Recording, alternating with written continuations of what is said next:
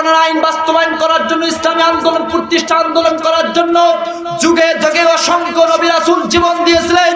কোরআনের আইন বাস্তবায়ন করার জন্য শহীদ হাসানুর রহমান এই বাংলার জমিনে জীবন দিয়েছিলেন। কোরআনের আইন বাস্তবায়ন করার জন্য আমাদের ইমাম আযম আবু হানিফা রাহমাতুল্লাহ আলাইহি জালিমের কারাগারে নিজের জীবনটাকে শহীদ করে দিয়েছিলেন। ঠিক না বেটি কারো ধরে বলেন। কোরআনের আইন বাস্তবায়ন করার জন্য, ইসলামী আন্দোলন প্রতিষ্ঠা আন্দোলনের জন্য, ন্যায় ইনসাফ প্রতিষ্ঠা আন্দোলনের জন্য যিনি 50টি বছর तमाम বিশ্বের মধ্যে তাফসীর করেছেন, 52টি দেশের বেশি দেশে সফর করেছেন, তিনি হচ্ছেন আমাদের আল্লামা। তিনি 4টি বছর কারারুদ্ধ জীবন যাপন করে আল্লাহর ডাকে সাড়া দিয়ে চলে গেছেন। ঠিক না বেটি কারো ধরে বলেন।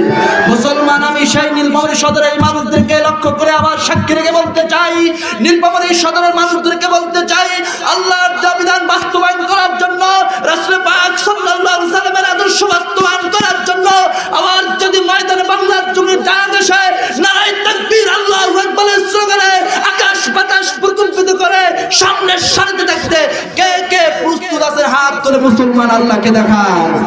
নারায়ে ভাইরা আমার লক্ষ্য করুন, আমার আলোচনার আলোচ্য বিষয় হচ্ছে পৃথিবীতে যারা মুসলমান রয়েছে সকলেই ঈমানদার হিসেবে নিজেকে দাবি করার জন্য চেষ্টা করে। যারা সারা জীবন নামাজ পড়ে না, বাবার দরবারে এ বাবা ও বাবা 5 ওয়াক্ত নামাজের ধার ধরে না, ওই মানুষটাকে যদি আপনি প্রশ্ন করেন আপনি ঈমানদার হবেন না কাফের হবেন, ওই মানুষটা তখন বলে আমি ঈমানদার হব। ঠিক না বেটি কারো ধরে বলেন। যারা সারা জীবন নামাজ পড়ে না, রোজা রাখে না, হজ করে না, যাকাত দেয় না,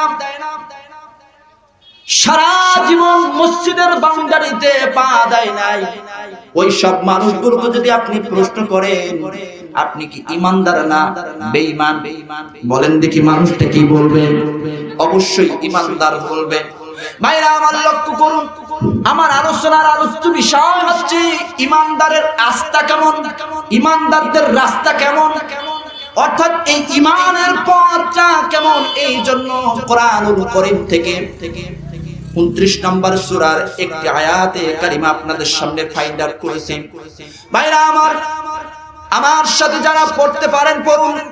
আলিফ লাম মিম আহসিবান নাসু আইয়ুতরাকু আইয়াকুলু আমান্না ওয়া হুম লা ইফতানুন।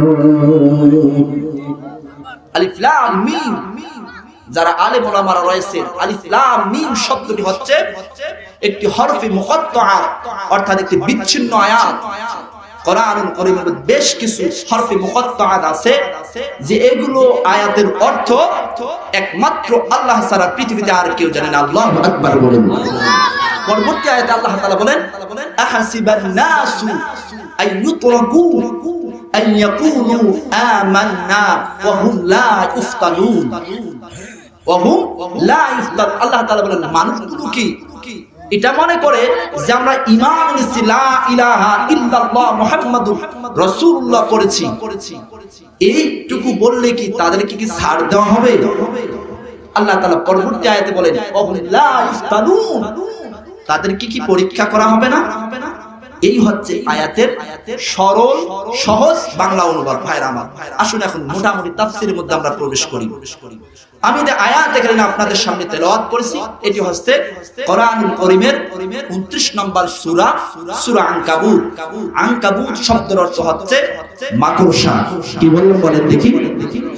মাকড়সা। এখন আমাদের কাছে প্রশ্ন আসতে পারে যে পৃথিবীতে এতগুলো প্রাণী থাকতে আল্লাহ তাআলা ছোট্ট একটি ক্ষুদ্র একটি প্রাণীর নামে নামকরণ কেন করলেন সূরা মাকড়সা?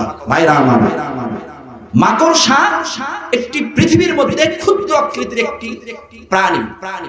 এই মাকড়সা যত দ্রুত ঘর বুনায় আবার তত দ্রুত তত কম সময়ে তার ঘরটা ভেঙে দেওয়া যায়। ঠিক না বেটি কারো বলেন?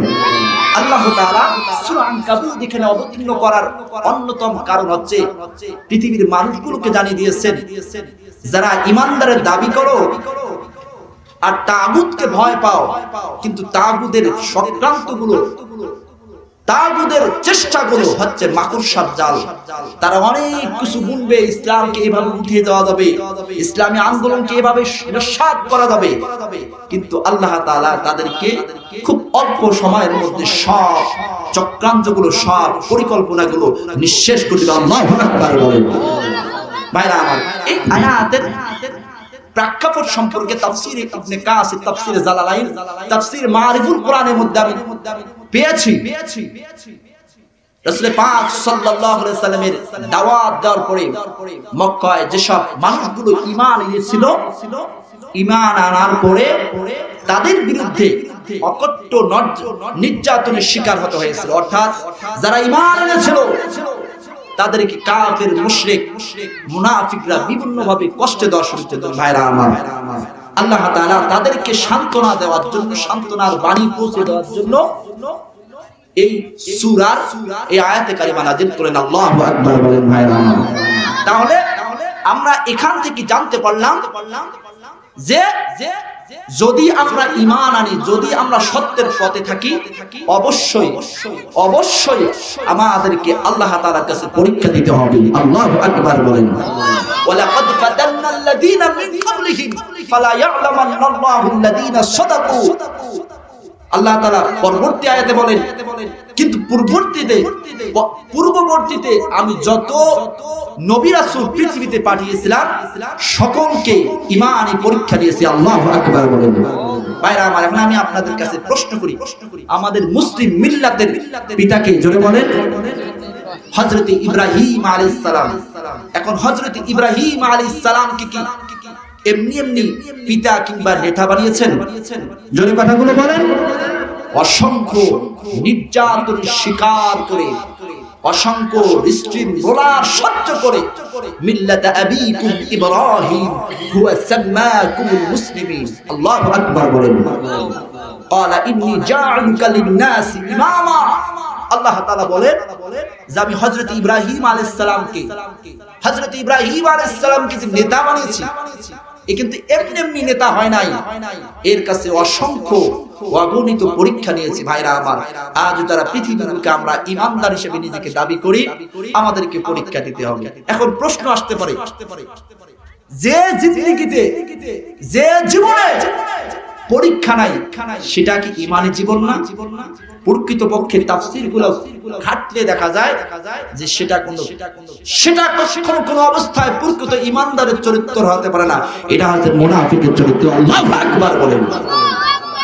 ভাইরা আমার, লক্ষ্য করুন, এখান থেকে আমরা জানতে পারলাম, আমরা যদি নিজেকে ঈমানদার হিসেবে আল্লাহর কাছে প্রেজেন্টেশন করতে চাই, আমরা যদি নিজেকে ঈমানদার হিসেবে আল্লাহর কাছে দাবি করতে চাই, অবশ্যই আমাদেরকে পরীক্ষা দিতে হবে।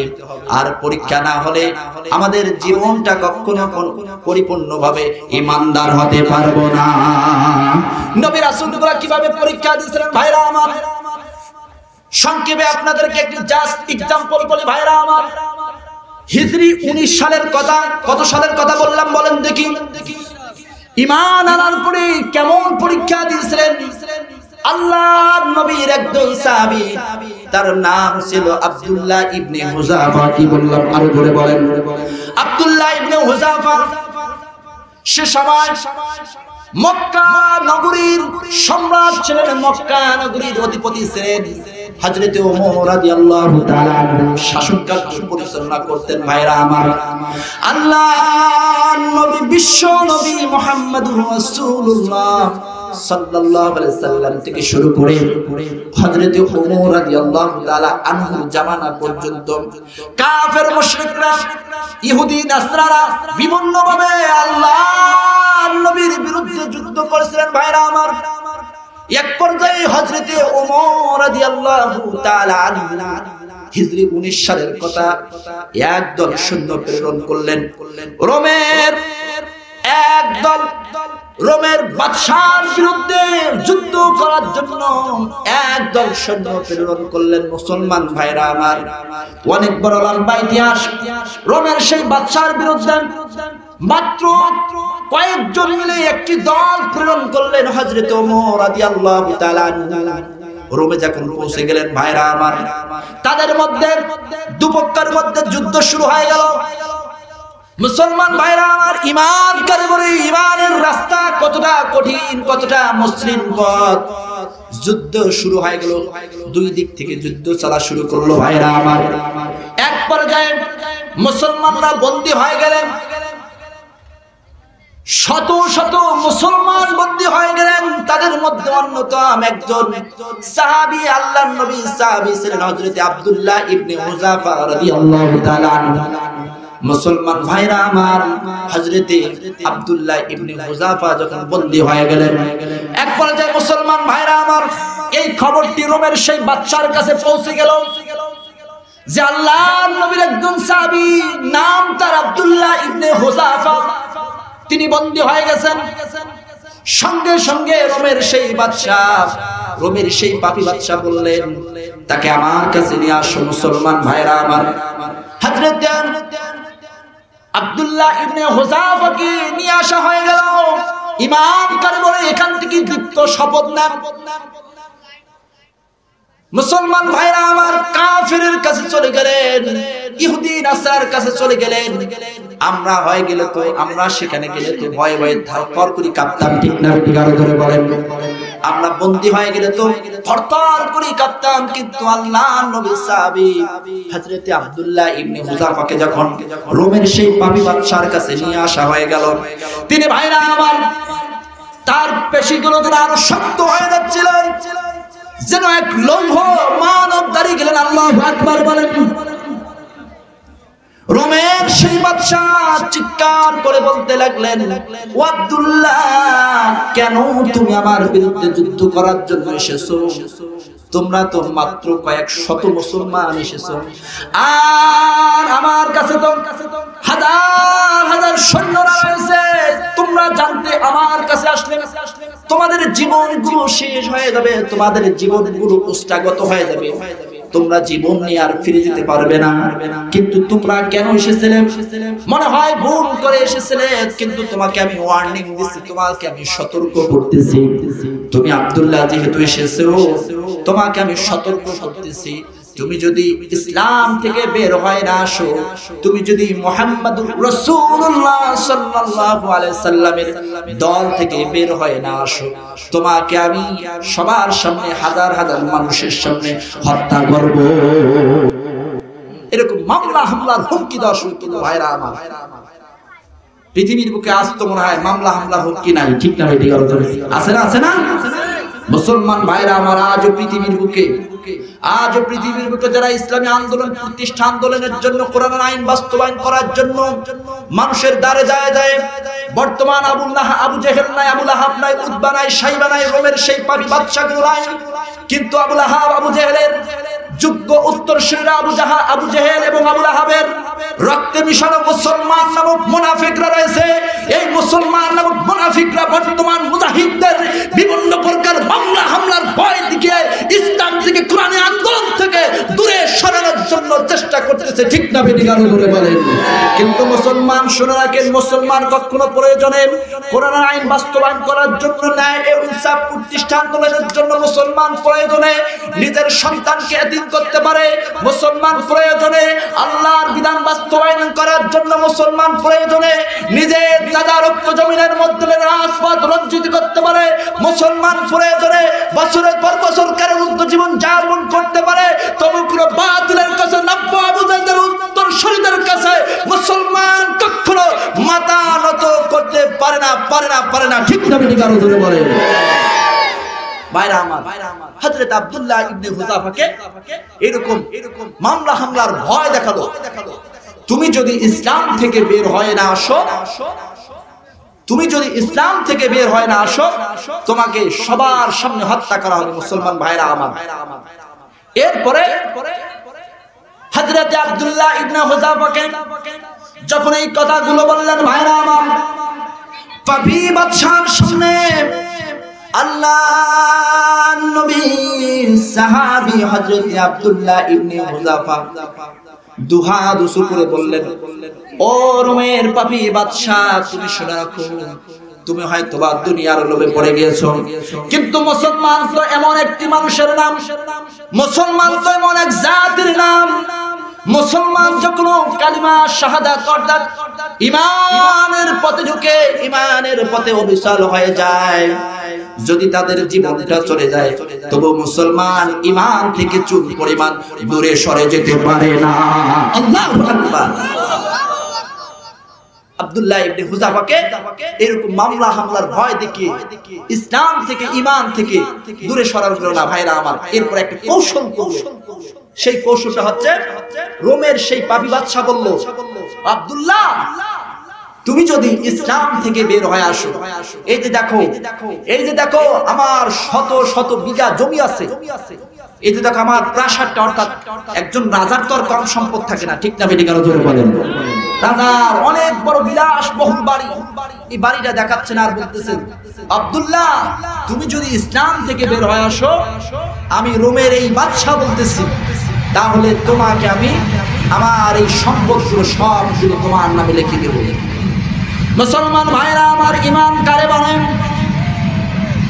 হযরত আব্দুল্লাহ ইবনে হুযাফা জাতুহীন কন্যে মাথা উঁচু করে দাঁড়িয়ে বললেন, ও পাপী বাদশা, তুমি শুনে রাখো, মুসলমানকে শর্ত দিয়ে, মুসলমানকে দুনিয়ার কোন লোভ লালসা দেখিয়ে ঈমান থেকে দূরে সরানো যায় না। আল্লাহু আকবার বলেন।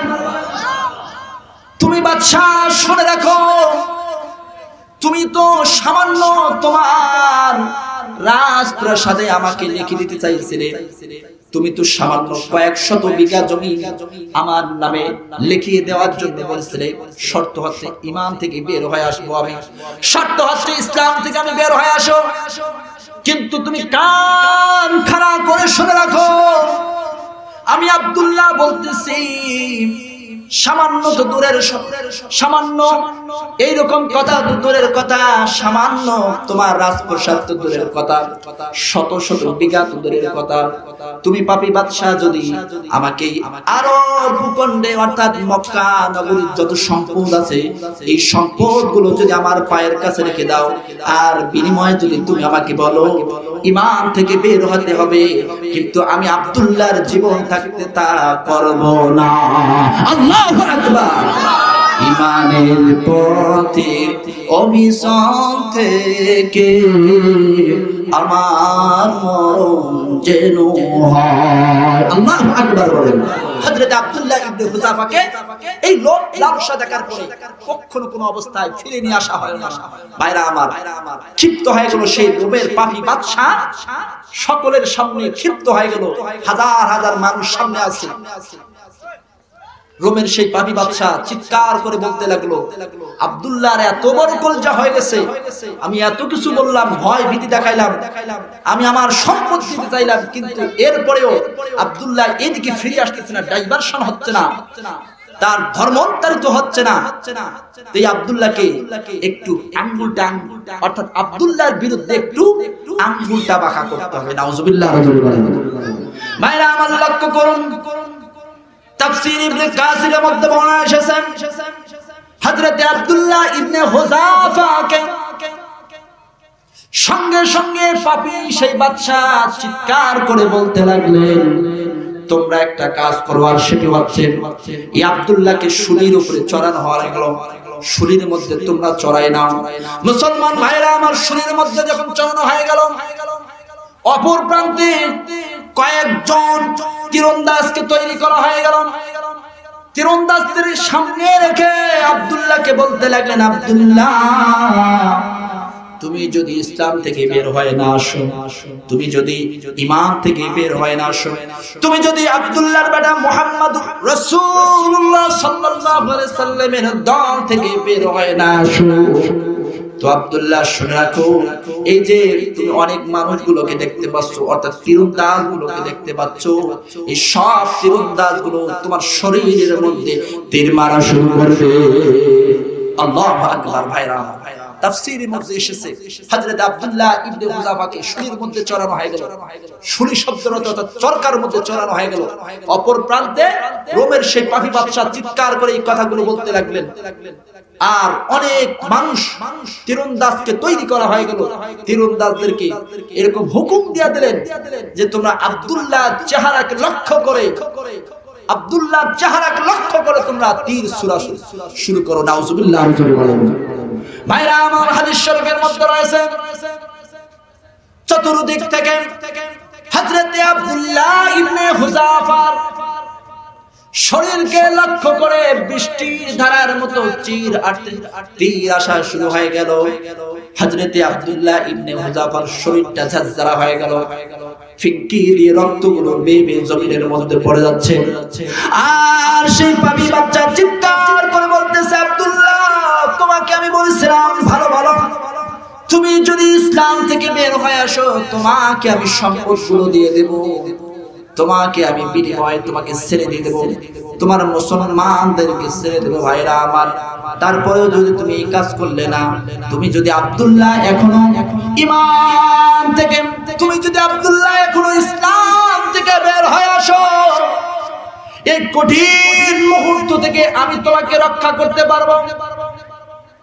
কিন্তু আল্লাহর নবী সাহাবী হযরত আব্দুল্লাহ ইবনে হুযাফা শাহাদাত আঙ্গুলি উঁচু করে বলতে লাগলেন, আশহাদু আল্লা ইলাহা ইল্লাল্লাহু ওয়াহদাহু লা শারীকা লাহু ওয়া আশহাদু আন্না মুহাম্মাদান আবদুহু ওয়া রাসূলুহু। আল্লাহু আকবার। পাপী বাদশা ঘরমাক্ত হয়ে গেলেন, রাগ হয়ে গেলেন, ক্ষিপ্ত হয়ে গেলেন। মুসলমান তো এরাই হচ্ছে, ঠিক না বেঠিক? আর চিন্তা করা যায় আমাদেরকে আজকে আমরা মুসলমান হিসেবে দাবি করি, ইমানদার হিসেবে দাবি করি, কিন্তু আমরা যখন ইমানের পথে থাকি, এই ইমানের পথে থাকাকালীন সময় আমাদের বিরুদ্ধে কখনো কোনো অবস্থায় যখন মামলা হামলা হয় আমরা বলি আমরা ওই দলের না, ঠিক না বেঠিক? আর তারা জীবনটাকে আল্লাহর রাস্তায় লিল্লাহি রাব্বিল আলামিন আল্লাহর জন্য বিলিয়ে দিয়েছিলেন। আল্লাহু আকবার বলেন। মুসলমান ভাইরা আমার, হযরত আব্দুল্লাহ ইবনে হুযাফার শরীর থেকে রক্তগুলো বেয়ে বেয়ে জমিনের মধ্যে পড়ে যাচ্ছিলেন। পাপী বাদশা ওইদিকে ক্ষিপ্ত হয়ে গেলেন, রাগান্বিত হয়ে গেলেন, ক্ষিপ্ত হয়ে গেলেন। তার শরীর থেকে রক্তগুলো, হযরত আব্দুল্লাহ ইবনের শরীর থেকে যখন রক্তগুলো বেয়ে বেয়ে জমিনের মধ্যে পড়ে যাচ্ছে, তখন সেই তার সৈন্যদেরকে বলল, কয়েকটি শর্ত দিলাম, তারপরেও এই মুসলমান নামক আব্দুল্লাহকে আমি হালাইতে পারলাম না, অর্থাৎ ডাইভারশন করতে পারলাম না।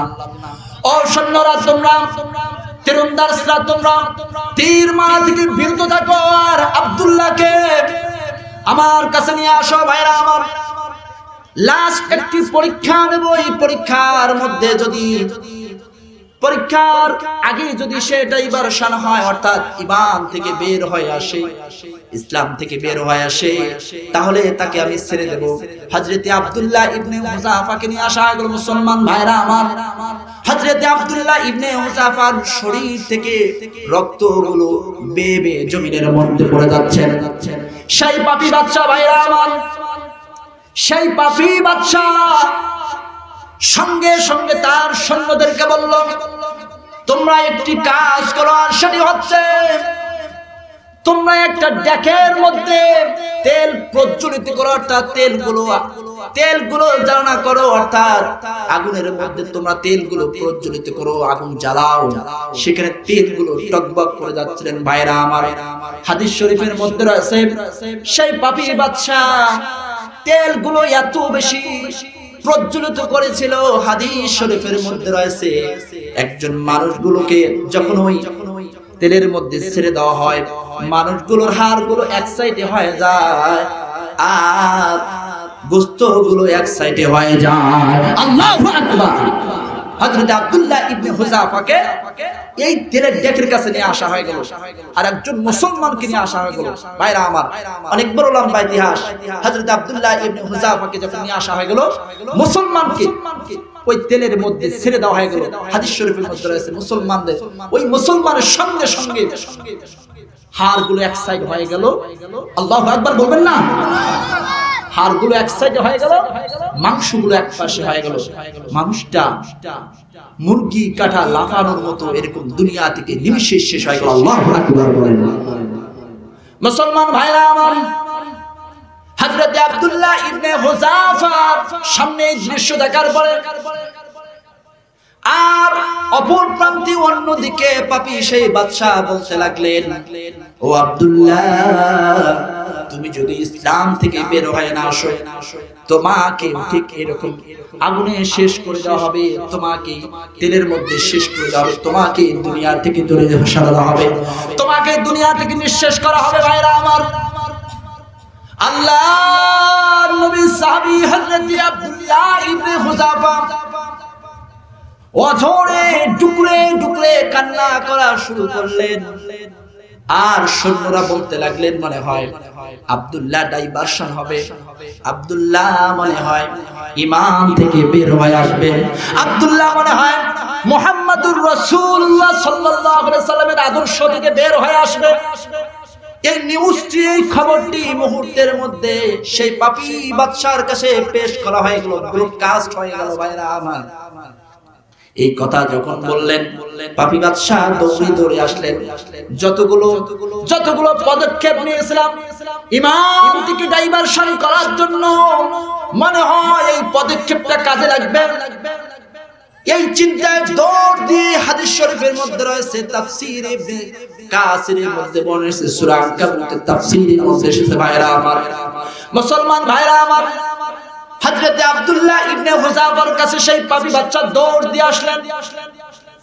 আসার পরে বললেন, আব্দুল্লাহ, মনে হয় তুমি তোমার জীবনটাকে দাম দিয়েছো, তোমার জীবনটা মনে হয় তোমার কাছে বেশি মূল্য হয়ে গেছে, এখন মনে হয় তুমি বুঝতে পেরেছো। কিন্তু আল্লাহর নবীর সাহাবী হযরত আব্দুল্লাহ ইবনে হুযাফা চিৎকার করে বলতে লাগলেন, ও পাপী বাদশা, তুমি শুনে রাখো, আমি ডাইভারশন হওয়ার জন্য, ঈমান থেকে বের হওয়ার জন্য, ইসলাম থেকে বের হওয়ার জন্য আমি কান্না করতেছি না, আমি কান্না করতেছি অন্য একটা বিষয় নিয়ে। হযরত আব্দুল্লাহ ইবনে হুযাফার কথা শোনার সঙ্গে সঙ্গে পাপী সেই বাদশা চিৎকার করে বলতে লাগলেন, তুমি কেন কান্না করতেছো? আল্লাহর নবী সাহাবী হযরত আব্দুল্লাহ ইবনে হুযাফা কি বললেন? ভাইরা আমার, ঈমান কারে বলেন? ঈমানের পথ কতটা কঠিন মসৃণ, ঈমানের পথ কতটা পিচ্ছিল পথ, ঈমানের পথ কতটা দুর্বিষহ পথ, এখান থেকে শিক্ষা নেন।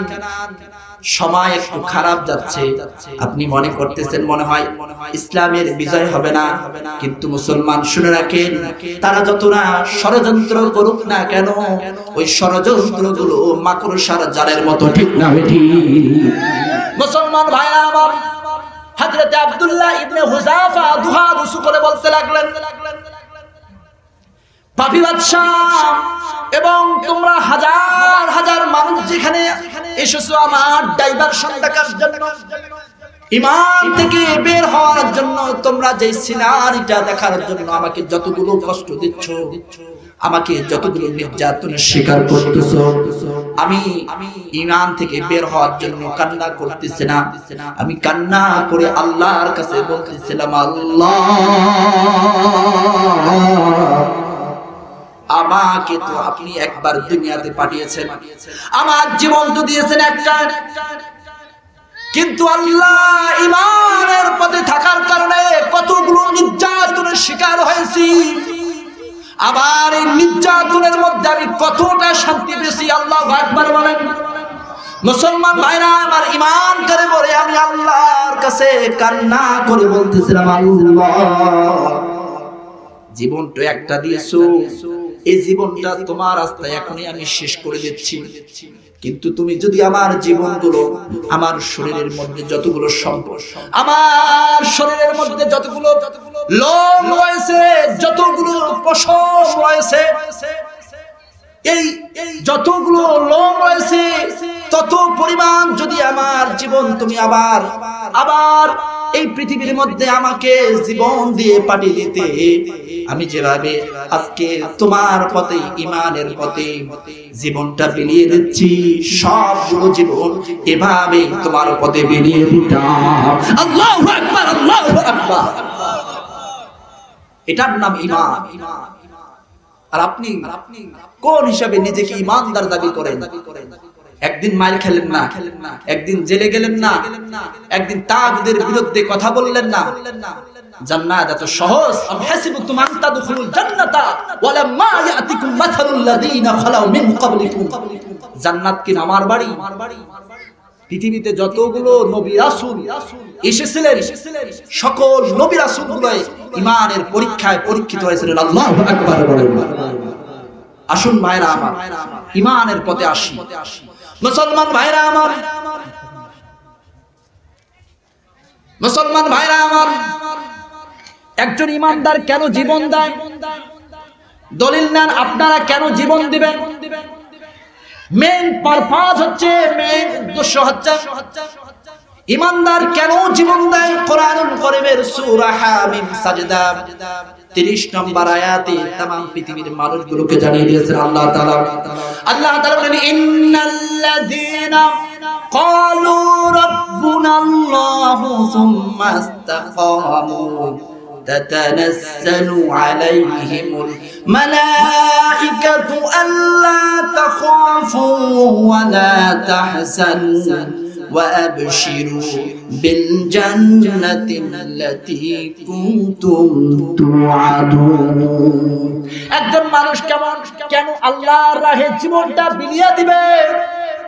কেন নিজের জীবন, নিজের সবথেকে বড় সম্পদ জীবনটা, রক্তগুলো আল্লাহর রাস্তায় বিলিয়ে দিবে? ভাইরা আমার, কেন আপনারা দিবেন? আল্লাহ তাআলা বলেন, ইন্নাল্লাযীনা ক্বালু রাব্বুনাল্লাহ। ইন্না হচ্ছে হরফে মুশাব্বা বিল ফিল। এখানে আল্লাহ তাআলা নিশ্চয় প্রদান করেছেন লাযীনা ক্বালু রাব্বুনাল্লাহ। লাযীনা শব্দের অর্থ যারা, ক্বালু বলে, রাব্বুনাল্লাহ আমাদের রব একমাত্র আল্লাহ। মুসলমান ভাইরা আমার, আমি আপনাদের কাছে প্রশ্ন করি, আমাদের রব কে? জোরে বলবেন, আরো জোরে বলবেন, আমাদের রব কে? ব্যক্তিগত জীবনে আমাদের রব কে? আরো জোরে বলেন। পারিবারিক জীবনে আমাদের রব কে? আল্লাহ। ঠিক না বেঠিক? আরো জোরে বলেন। সামাজিক জীবনে আমাদের রব একমাত্র আল্লাহ। এখন প্রশ্ন করি, রাজনৈতিক জীবনে রব কে? জোরে বলেন। সন্দেহ হয়? রাজনৈতিক জীবনে একমাত্র রব হচ্ছেন আল্লাহ। কিন্তু আপনি বুকে হাত দিয়ে বলতে পারেন যে আপনি রাজনৈতিক জীবনে, পররাষ্ট্র নীতিতে, সব জায়গায় আপনি রব হিসাবে আল্লাহকে স্বীকার করেন? বলতে পারবেন? বলতে পারবেন? মুসলমান ভাইরা আমার, যদিও মুখে বলি কিন্তু কাজে কর্মে দেখি না। এই রাজনৈতিক জীবনে আমরা আল্লাহকে রব হিসেবে স্বীকার করতে চাই না। ঠিক না বেঠিক? ধরে বলেন। কারণ ব্যক্তিগত জীবনে আপনি যদি আল্লাহকে রব হিসেবে স্বীকার করেন, আপনার বিরুদ্ধে মামলা হামলা মোকদ্দমা কোনো কিছু হবে না। আপনি যদি পারিবারিক জীবনে রব হিসেবে আল্লাহকে স্বীকার করেন, আপনার বিরুদ্ধে কেউ কথা বলবে না।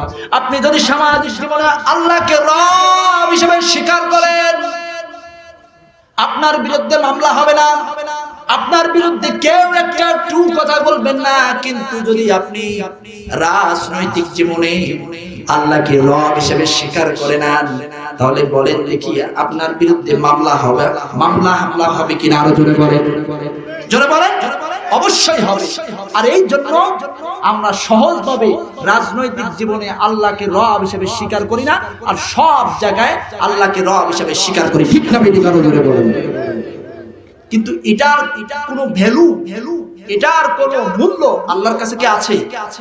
নাই। কেন নাই? জাস্ট এক্সাম্পল আপনাদেরকে বলি ভাইরা আমার। যেমন আমার সিমের নাম্বার হচ্ছে 11টি। জোরে বলেন কয়টি? 11টি। এখন আপনি ঠিক করে 10টা নাম্বার আমার ঠিক করলেন। যেমন 01705889380 বললেন, এরপরে জিরোটা দিলেন না। অন্য একটা নাম্বার দিলেন।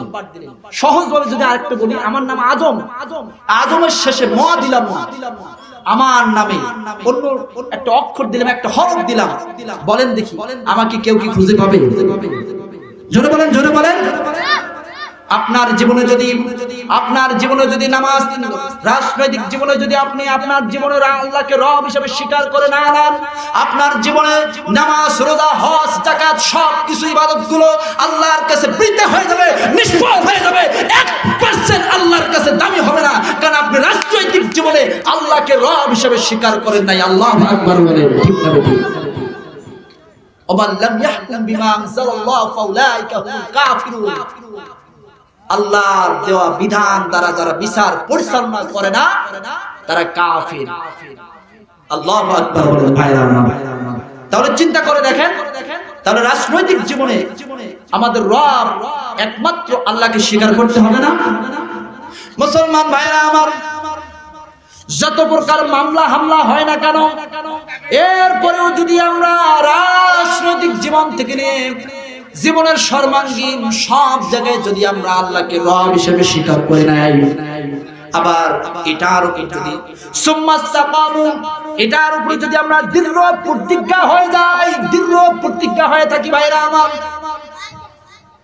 তাহলে আমি যে বলছিলাম আল্লাহকে রব হিসেবে স্বীকার করার কারণে ঈমানের পথে থাকার ফলাফল কি, ফজিলত কি ভাইরা আমার? আপনি আমার জন্য পৃথিবীর বুকে আল্লাহ তাআলা সুম্মাস্তাকামু, যারা রব হিসেবে আল্লাহকে স্বীকার করে না এবং এটার উপরে যারা দৃঢ় প্রতিজ্ঞা হয়ে থাকে, সুম্মাস্তাকামু, তাদের জন্য দুইটা পুরস্কার। একটা হচ্ছে তাতানাজ্জালু আলাইহিমুল মালাইকা, তাদের কাছে শত শত ফেরেশতা আল্লাহ নাযিল করবে। আল্লাহু আকবার বলেন। এই ফেরেশতাগুলো আসার পরে কি করবেন মুসলমান ভাইরা আমার? এদের কাজ হবে তাতানাজ্জালু আলাইহিমুল মালাইকাতু আল্লা তাখাফু ওয়া লা তাহজানু, তাদেরকে বলবে তোমার কোনো ভয় নাই, ওয়া লা তাহজানু, ডু নট বি ডিসঅ্যাপয়েন্ট, তুমি বিচলিত হয়ো না। আল্লাহু আকবার বলেন। ওয়া আবশিরু বিল জান্নাতি আল্লাতী কুনতুম তুআদুন। লিল্লাহি তাকবীর, আল্লাহু আকবার, লিল্লাহি তাকবীর, আল্লাহু আকবার। শেষ করুন না, আল্লাহ তাখাফু ওয়া লা তাহজানু। আমি আপনাদেরকে বুঝা দিয়েছিলাম আমরা যদি ঈমানের পথে থাকি আমাদের লাভ কি, আমাদের ভ্যালু কি। হাজার হাজার ফেরেশতা আসবে, আল্লাহ তাখাফু, তারা বলবে তোমার কোনো ভয় নাই, ওয়ালা তাহজানু, তুমি বিচলিত হয়ো না, do not be disappoint, do not be afraid, তুমি ভয় পেও না। ওয়ালা তাহজানু ওয়া আবশিরু বিল জান্নাতি আল্লাতী কুনতুম তুআদুন। আল্লাহর দেওয়া বিধান বাস্তবায়ন করার জন্য তোমার জীবনটা যেভাবে তুমি শহীদ করে দিচ্ছ, তোমার জীবনটা যেভাবে শেষ করে দিচ্ছ, এর বিনিময়ে তুমি সুসংবাদ শুনে নাও। ওয়া আবশিরু বিল জান্নাতি আল্লাতী, তোমার জন্য আল্লাহ তাআলা জান্নাত বরাদ্দ করে দিয়েছে। আল্লাহু আকবার, আল্লাহু আকবার। মুসলমান ভাইরা আর কথা বলবো না, কারণ বক্তা সাহেব এসে গেছেন, আমি আর কথা বলবো না। বড় ভাইকে সামনে রেখে ছোট ভাই কথা বলা কোনোভাবে সংসদ নাই। তারপরে একটা কথা বলে যাই, এই কথা বলেই শেষ করে দিচ্ছি। আর সেটি হচ্ছে মুসলমান ভাইরা আমার, আজ যারা পৃথিবীর বুকে ঈমানের জন্য, ইসলামী আন্দোলন প্রতিষ্ঠা আন্দোলনের জন্য, ন্যায় ইনসাফ প্রতিষ্ঠা আন্দোলনের জন্য কাজ করে যায়, বর্তমান আবু জেহেল, আবু লাহাব নাই, উতবা নাই, শাইবা নাই, এই আবু জেহেলের উত্তরসূরিরা বর্তমান বাংলার জমিনে যারা ওতপ্রোতভাবে ছড়িয়ে ছিটে আছে, এরাই একমাত্র যারা কোরআন আইন বাস্তবায়ন করার জন্য কাজ করে যাচ্ছে, তাদের বিরুদ্ধে বিভিন্ন প্রকার ষড়যন্ত্র করতেছে। ঠিক না বেঠিক? আরো জোরে বলেন। মুসলমান ভুলে যাবেন না, ইসলামী ইতিহাস ভুলে যাবেন না। কোরআন আইন বাস্তবায়ন করার জন্য, ইসলামী আন্দোলন প্রতিষ্ঠা আন্দোলন করার জন্য যুগে যুগে অসংখ্য নবী রাসূল জীবন দিয়েছিলেন। কোরআন আইন বাস্তবায়ন করার জন্য শহীদ হাসানুর রহমান এই বাংলার জমিনে জীবন দিয়েছিলেন।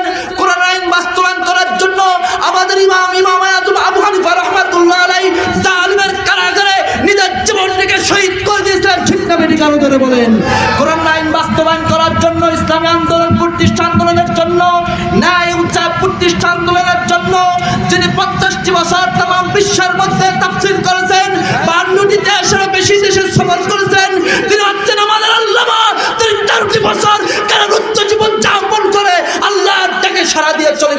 চাপে গাড়ো করে বলেন। মুসলমান, আমি সেই নীলফামারী সদরের এই মানুষদেরকে লক্ষ্য করে আবার সাক্ষী রেখে বলতে চাই, নীলফামারী সদরের মানুষদেরকে বলতে চাই, আল্লাহর বিধান বাস্তবায়ন করার জন্য, রাসূল পাক সাল্লাল্লাহু আলাইহি সাল্লামের আদর্শ বাস্তবায়ন করার জন্য আবার যদি ময়দানে বাংলার জমিনে জানাজা দেশে নারায়ে তাকবীর আল্লাহু আকবার স্লোগানে আকাশ বাতাস প্রকম্পিত করে সামনের সারিতে থাকতে কে কে প্রস্তুত আছেন হাত তুলে মুসলমান আল্লাহকে দেখান। নারায়ে